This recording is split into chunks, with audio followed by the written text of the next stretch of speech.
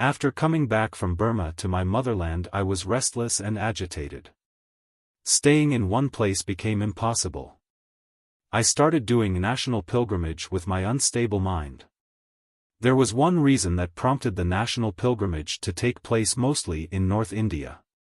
After getting tired of looking around the ancient forts where amazing deeds of heroism took place in the land of the heroic Rajputs, the ruined old towns and the beautiful new towns and the beautiful palaces in those towns, I finally bought a ticket to go to Bombay from Ajmer station.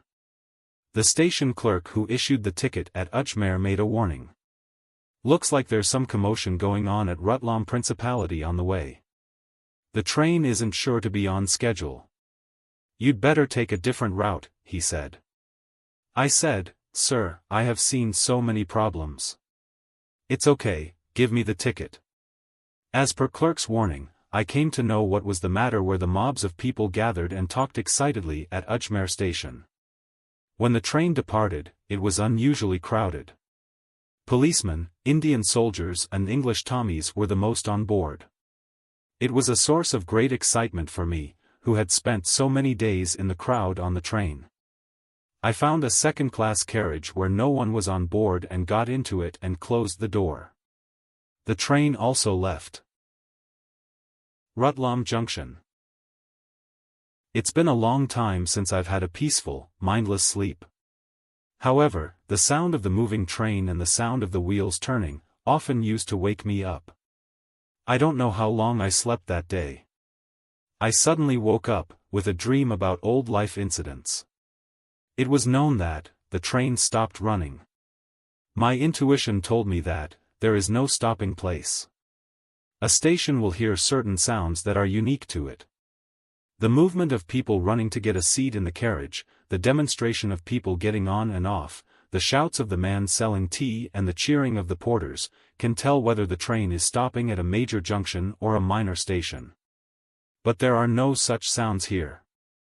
Somewhere from a far distance, unfamiliar sounds were heard.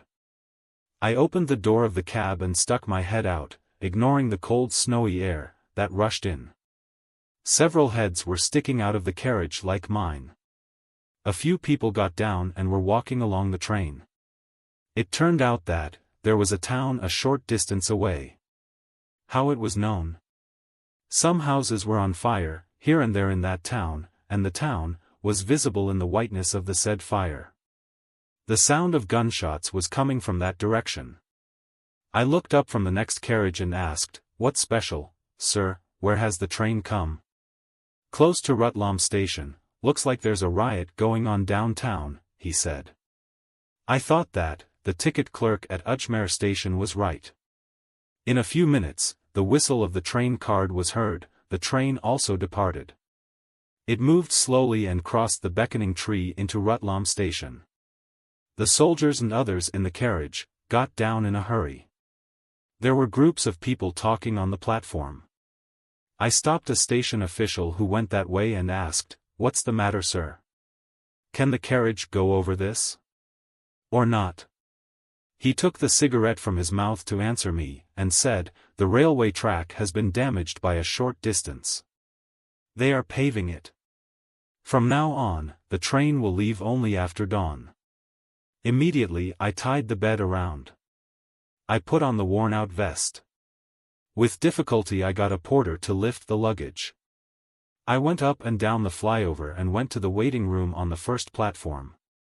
The light in the waiting room was off. A dim light came from a platform lamp. At first, the room seemed completely empty.